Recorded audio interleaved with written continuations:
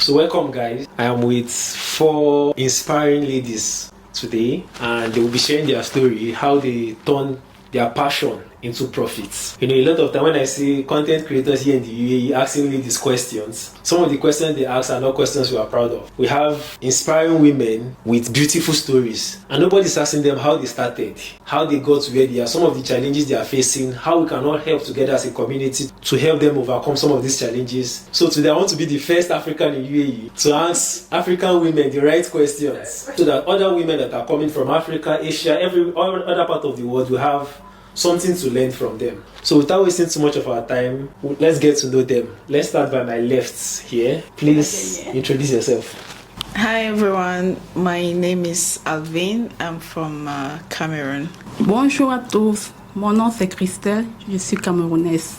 Hi guys, my name is Nails by Lady T, both on Instagram and TikTok. Hello everyone, I'm Nazra. I'm from Pakistan. Hi everybody, my name is Sima, the owner and the trainer of Nails and Lashes Academy. I'm from Uganda. You shared your story the last time on that video, but I don't know, for our new viewers, can you briefly tell us what inspired, how did you come to the UAE and what inspired you to go into this craft? Alright. So I left my country after my law degree graduation. I worked for like 9 months, but I did not like the way it was. I don't want to go there.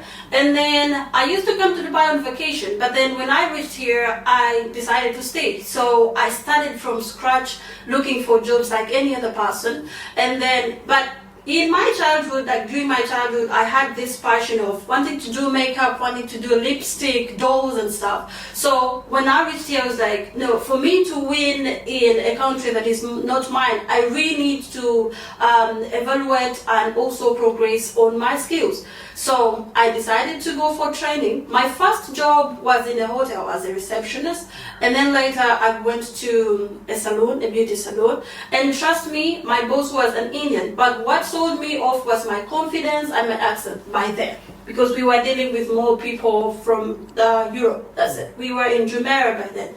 So after that, I started working in a salon. I was promoted to a supervisor, but then the salary that I was earning was very less compared to someone who was whom I was instructing to do stuff. Like the Filipinos that were there, they were earning 7,000 while me I was in 3,000. So like, no, after all, this is my passion. I really like to be beautiful. I must do this. So I went to a certain institution. It is actually based in the UK, but they had a branch here. So I did the course one by one. Started with nails, then lashes, then makeup, then hair. Not just African hair, obviously, but the white hair, doing balayage, doing highlights and stuff. So after that, I kept on adding on my skills, and it reached a time where I was asking for almost 20,000 dirhams as a monthly salary. And my boss wasn't really willing to do that because I had a lot of clients, you know, complimenting me, loving what I was doing, and also my accent. I was very social by then. So I decided to be a trainer. But then I discovered I couldn't start without having a license, because if someone is going to trust you to be their trainer, and also maybe some other salons to call you to train their employees, you need to be licensed in the UAE. So I went through the process of licensing and stuff, and I got my license. I'm so grateful. It did not take me a lot of time. And I started training from my partition by then. Yeah, 1 person, 2 people, and then look at me now. I have an academy, and I'm so grateful that I have people that I've inspired. They've come to me and I've trained them, and they feel so proud of themselves right now. I'll come back to you. I would like to know how long it took you before you got your first clients. Well, we'll come back there. It's okay. So Nazra, we're talking, how did you come to the UAE first? In our country, it's not a part of our culture to go alone to any other country, because I am a Muslim. I am from Pakistan. Okay, I came here after my wedding. When I came here, basically I am a software engineer. So I applied for jobs. I got a job. But I don't like to working like environment here. Like I was like, I am a Muslim, so I was working with definitely with the male staff. So I was not so confident about like this. So that's why I felt I need to change something. And I also like I was not willing to work with such environment, and also like I want to get a skill. So I wanted to start my own business in future. So then I was willing to spend my time in learning and to get new skills. So that's why I searched, and I was like, I had my interest in beauty industry. So I searched and I got her from TikTok, and then I contacted her, and then next day I was there with her, and I started my course with her, and now I'm here working as a nail technician and eyelash technician. So you are done already? Yeah. And you are working already? Yeah. Interesting. Lady T. Hi, Lopi. Yeah. Thank you for the opportunity. So, my journey coming to the UAE, when I had my degree back in Cameroon, I started working while I wanted to go in for masters. Actually, I started while I was teaching in a private school. The pay was not good. I don't want to talk about that actually. Then I have a sister here. She has been in the UAE for about 8 years. And then all the time I would be like, hey sis, please can you help me with this? Hey sis, please can you help me with this? And then she was like, girl, what are you doing there? You're a teacher and you're asking money from me. I think it's better you come here and then we hustle together. And by then she was working as a nanny. So she had worked with the family before and she was really good with them. So they asked her to recommend somebody from them from Africa. Yeah, so they said they were willing to do like visa for the person, but the person should be able to be in the UAE first. So the flight ticket and everything, the visit visa and everything was on me. I had to do all of that, and then I came to the UAE. So when I came here, actually, initially our agreement was for me to use my 2 months of visit for trial, so that when everything is okay, they will like put me on employment visa, that's a maid visa under them. So I came, and believe me, it didn't work out well. So the first day I went there, I won't go into details. I think on the second or third day, they called me and they were like, Teresa, we are sorry. We are not the person we are looking for and stuff. Believe me, by then I was like, what am I going to do? How am I going to go about it? So I left. My sister was still with me at this. She was helping me with 1 or 2 stuffs. In fact, with everything she was helping me. Then she got this family again for me. And I immediately, I left the formal family, I left them, and the next day I started working with another family. Yeah, but those people, they were not supposed to do visa for me and everything, so I just had to do everything on my own. They made it very clear for me. They told me that they needed somebody for like a part-time, I was what year was this? That's like close to 3 years ago. Yeah, like 2 years ago, let me just say that, yeah. So I started working with them. I didn't work with them for long, and then they traveled to their country. That was during summer, so they had to travel back. And I was stranded. I had nothing doing. But they say how you sell yourself will determine how your tomorrow will look like. So before leaving, they recommended me to 1 or 2 families. Though the families were traveling as well, but they had pets. So I was like a part-time. I'll go some days, I go and look after the pets and stuff. So I was doing part-times here and there. So one day I sat and I said to myself, will I be doing these part-times all my life in the UAE? It's not stable. I mean, some months I cannot even afford to pay my rent. Some months I get more, yeah, but some months I can't. So I said to myself, I need to get money and do a course. Then again, I had to ask myself, which course can I do which will help me not just here in the UAE, but anywhere I go to. That was when I decided to go into the beauty industry. Believe me, before then, I had chatted some people to do this barista course. But then again, I asked myself, if I leave UAE, if something happens and I happen to go back to Cameroon today, how will I use this barista course stuff? Then I'm like, oh girl, you know what? You are going to do nails, because even if you live here today, you can open up something in your country and it will help you in the future. So that is how I was like, from one page to the other, searching for a trainer and stuff. Then I had to I fell on How did you get her? TikTok. TikTok. Yeah, one day I was just scrolling and then I saw she was live teaching and I just enjoyed everything she was doing. I don't know how. Believe me, before how I chatted like 3 persons, some from Cameroon that I needed training. Some I saw they were doing that they give certificates and everything. I chatted them, but my spirit was not. It was not given. By then I was living in Al Basha, so I chatted her the same day I saw her live, and I told her, okay, you know what, just send me a number. She sent the number. The number was there for like another 3 months, because when I asked her where do you live, where is the training center, she told me Salah-ad-Din. I'm like, girl, you need to look for money to pay for the training and then look for transportation again every day. Oh my God, will you be able with the part times and everything? Because I could not stop my part times. That's one thing God blessed me with. I really had the part times. At least they could sustain me, even though the income was not fixed, but they were sustaining me. So after like 3 months, I'm like, girl, I actually saved the money. I had the fee already. So I told her. I texted her, I told her, okay, I'll be starting this day. And that's how I started. Just like that? Just like that. And now you're done? And now I finished, it's close to a year and I finished my training. So she part of Linda, yeah. Sorry, Yes. Linda. Yeah. So your story? Ouais. Bonsoir. Bon, moi c'est Linda.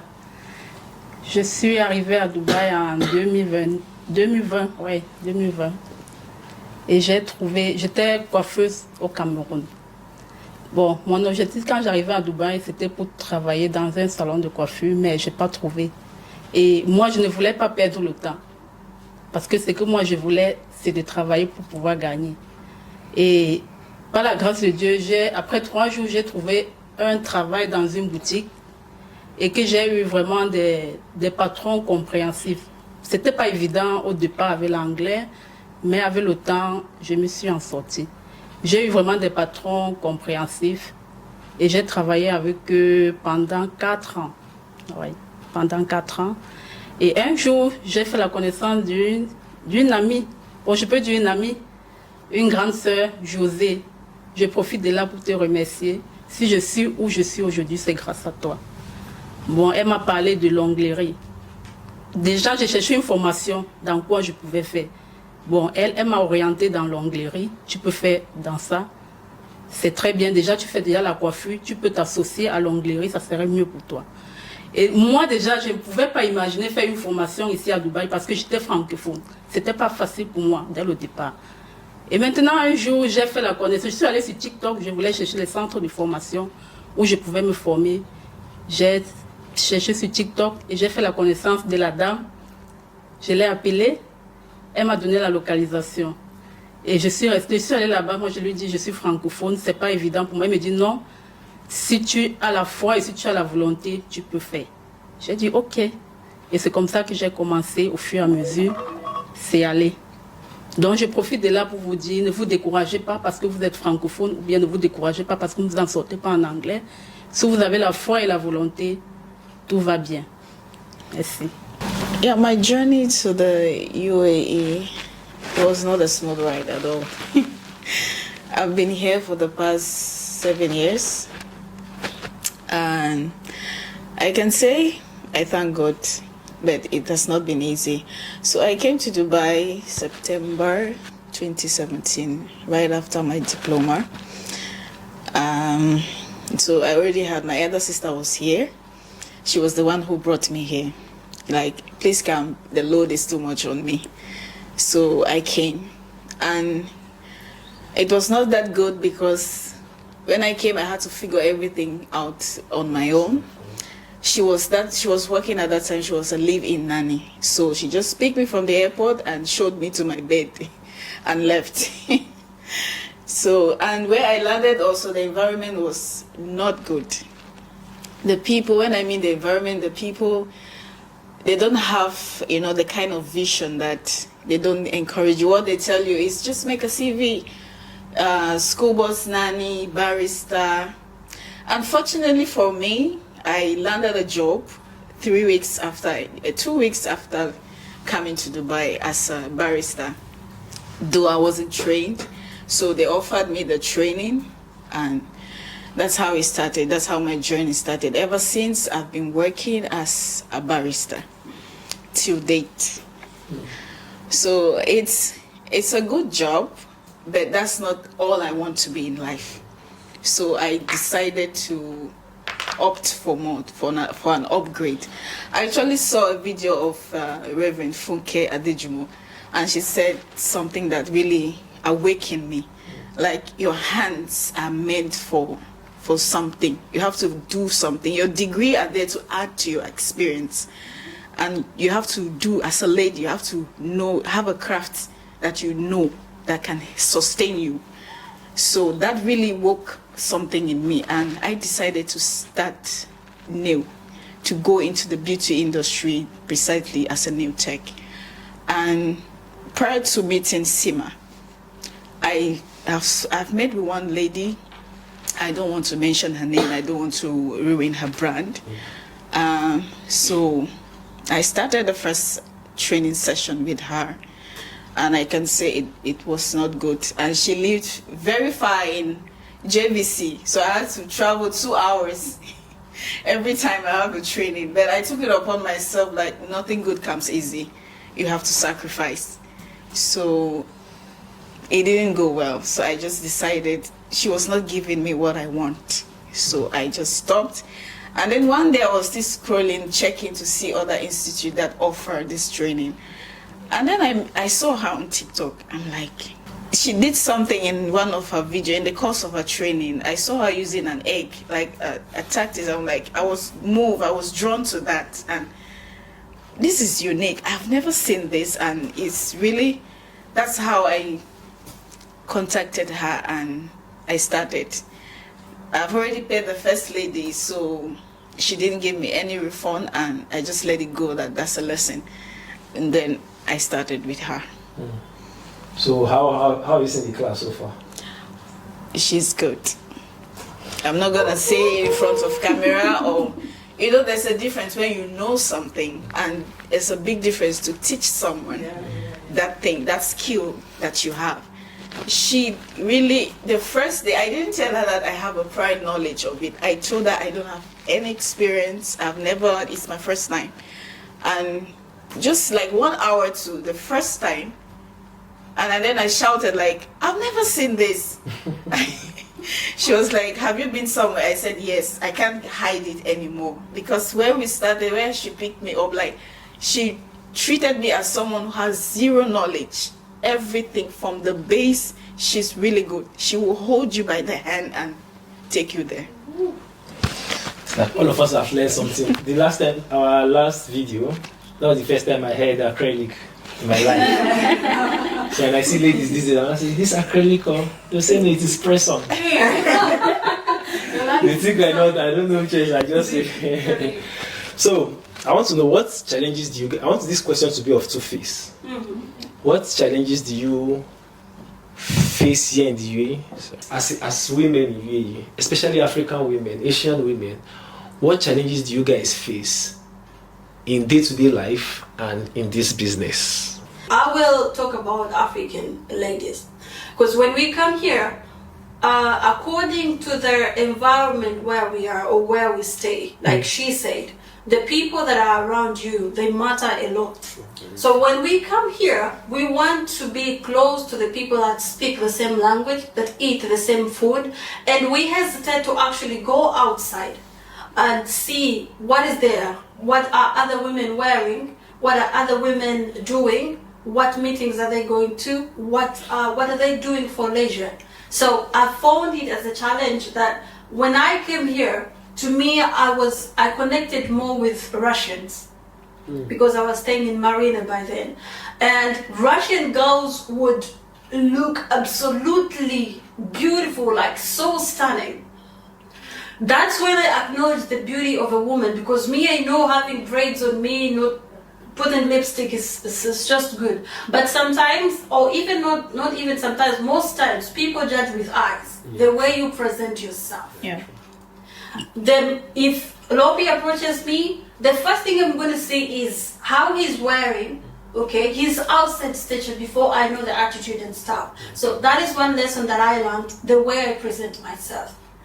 And then another thing, another challenge that I've seen, mostly on the women with color, is we lack that self-esteem and confidence, can I say. You have a business, you have an idea, like you know stuff, but then the communication to sell it to another person is a problem.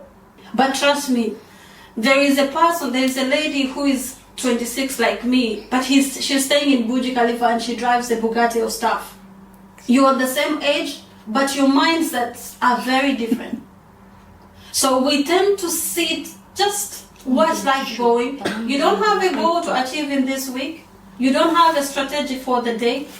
And I had to change that. Nowadays, if I wake up from my bed, I want to have the goals, maybe 3 or 4 goals that I want to achieve at the end of the day. Okay, I'll break the questions. Lady T, you say you already work in a salon, right? Yeah, I'm working in a salon. Now, so what challenges do you face in a salon as working as a nail tech in the salon? In the salon, okay. Actually, there are a lot of challenges. Okay. There are different techniques as concerned nails, because for now I'm specialized in nails. Okay. There are different techniques. So a client will walk in and then she will tell you, I need this. Maybe you start and then she'll be like, no, the other lady does not do like this.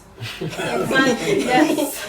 You get it, yeah. So it happens a lot. And you'll be like, oh no ma'am, it's the same thing, we just use it. Why are you doing a different thing? Meanwhile, I'm like, ma'am, please can you calm down? At the end of the day, if it's not what you want, you let me know. So that is one challenge. So sometimes I sit and I check some people's work and I'm like, will I get to this extent? That was before, yeah. Believe me, because right now, the confidence I have right now, I believe I can move mountains. And another one is, being an African in the beauty industry here in the UAE is very challenging. Like right now I work in a salon and you check your colleagues. Some colleagues, maybe they're from other nationalities that are not Africans. And maybe you work more than what they do. Their salaries will be more than what you earn. Just because you're African. I don't know the reason. One person... Or could it be that clients want them more? Not that. There are some clients who come sometimes and they book for me. There are even some experts when... Just let me take for example, a Russian will come for an interview. Upon interview, they will tell you, they already know, like it's like the bosses already know that this is the minimum wage a Russian can take. But in Africa, I will give her 2K and she will say it's okay. So I feel like those are some of the challenges we face as Africans in the beauty industry. I feel like it's just the way they market themselves. We Africans, to be honest, we've proven to be very desperate. Yeah, that is the honest truth. But looking at where we are coming from, we blame people. Actually, I won't. I won't, honestly. I won't. But I just feel like people will see you the way you market yourself, the way you sell yourself. Yeah, that's just it.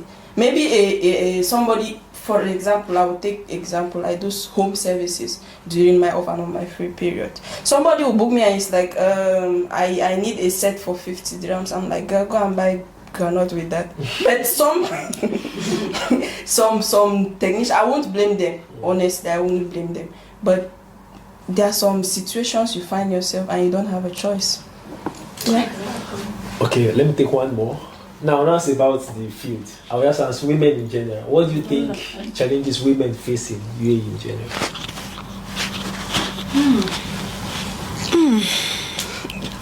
Well, and if there is no challenge, you can say there's no challenge. No, there is, but all of them, they have spoken so well about the challenges African women face. Me, basically, it's about this, the price tag that they put on nationalities. Yeah, that's the number one challenge. It's not even about ladies, just African women, but general. Like the price tag, I don't know I don't know how they do it. But like she rightly put it, like it's the way you market yourself. That's why it's always good, to add value, and you know the value that you have.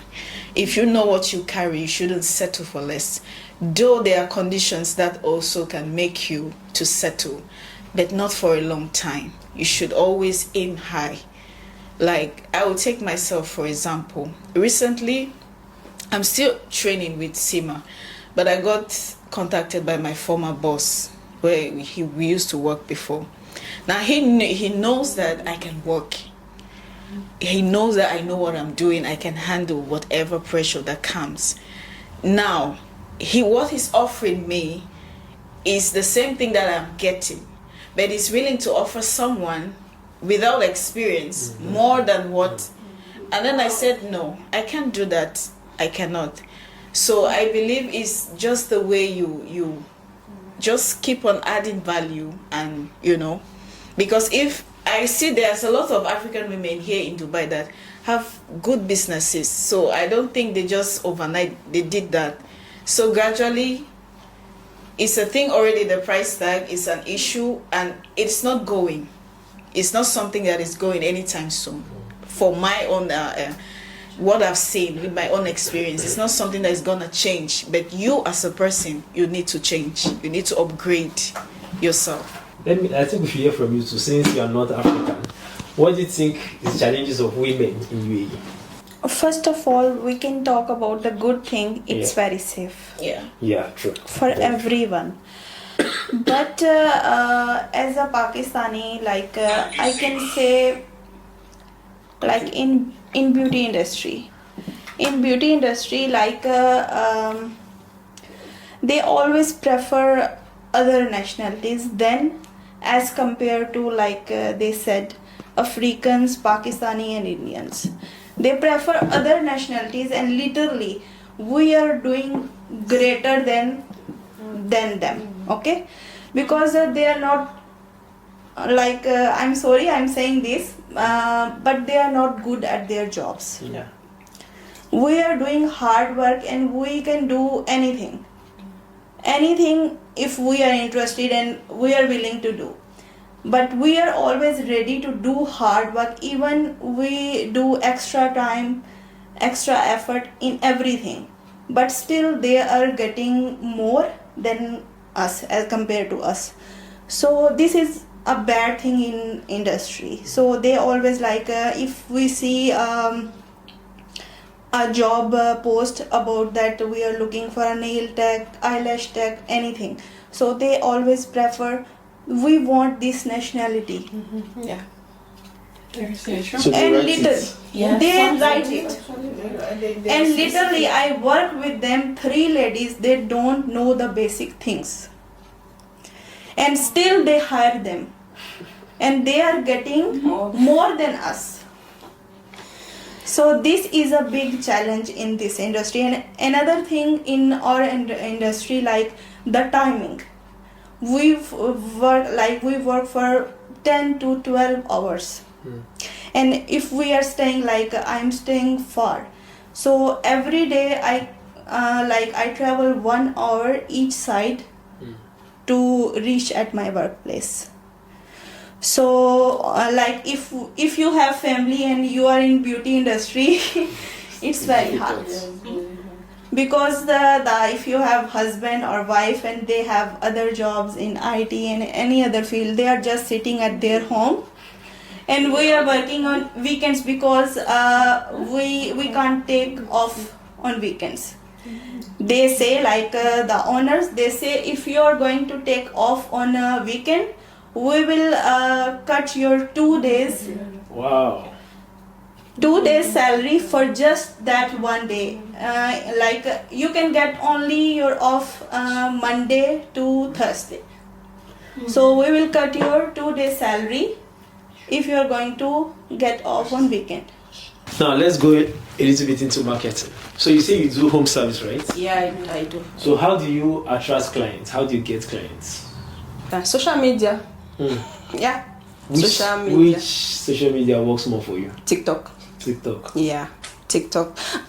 There was this time before I didn't have that visibility. Then there was, I don't know what inspired me to make a post, and I posted about my journey to becoming a professional nail tech in Dubai. And ever since then, believe me, oh my God, I've had clients, even there. I guess that was the video I saw you from. I think so. Really, there are ladies from my country and other countries around in Africa. They like text me, hi sis, please, I need help, I need advice on 1 or 2 things and stuff. But you see, EBS is 2017, right? That's like 8 years, I think.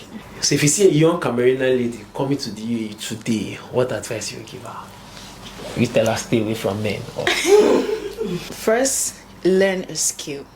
Whether you're coming from Cameroon or you're coming from whatever part of the world or African country you're coming, as a lady, please learn a skill, learn a craft, something that your hands can do, something that nobody can take away from you. You know, like a handwork, like we call it back home. Have something you do. And also, please be mindful of your environment. Because it took me this long to realize that, oh, I can actually do this, because when you surround yourself with people who are visionaries, you go far. Trust me. And don't settle for what you don't like. You can come as a beginner, it will be tough. Definitely, it will be. For some people, it wasn't, because they had already someone here. Someone who can, show them the right way to follow. That also is very, very important. Surround yourself with people you see or people you want to be like. Merci Lopi pour cette question. Moi, ce que je peux conseiller les femmes africaines, vu mon expérience à Dubaï, s'il vous plaît, ne vous limitez pas juste au salaire. Peut-être dans les boutiques, tout ça, faites des formations, c'est très important.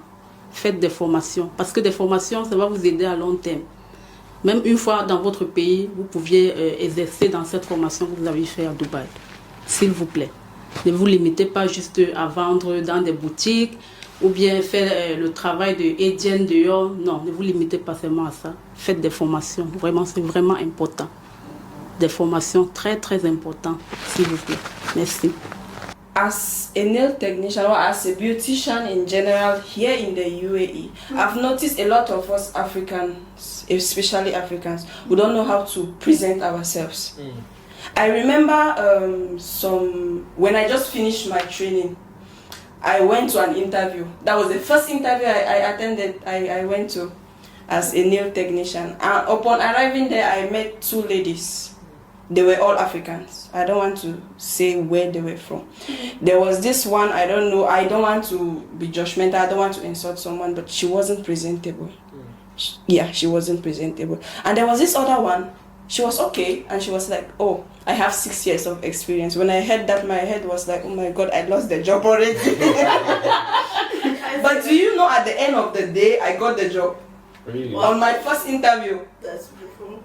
Immediately after training, I got the job. So when you go out, especially for interviews, forget the fact that I'm not perfect or I just finished training. Be confident in yourself. And also make sure when you go for interview as Africans, we all know just this our color alone is a problem. Make sure you try your best to be friendly, smile, even when it's not funny.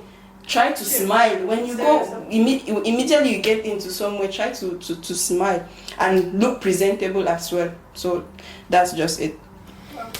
Thank you very much, everybody. Thank you for joining us today. I also want to say a big thank you to all of you. You people are the African women that are making us proud in UAE. We already have a lot of bad reputation as Africans. In fact, it's follow come. So once they see us, in fact, I don't know if some of you have experienced it, but I've heard some ladies saying that if they're just working, especially in areas like Dera, they just see some of these other people come and ask them how much. So we already have our bad name already.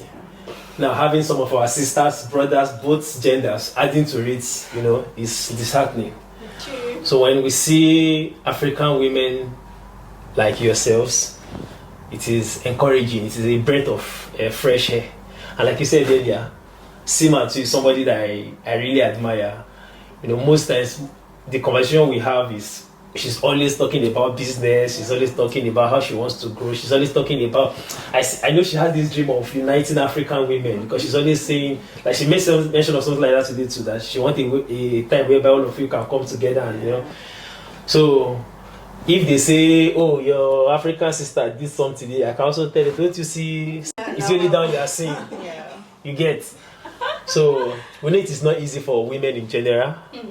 We know it is not easy for, especially here in the UAE too, where the orientation we have is to just come here and come and work for somebody. So seeing women that break out, regardless of your busy schedule, like you said, you take out, you are working and you're still learning. So we say thank you. We encourage other women, other African women to also join them.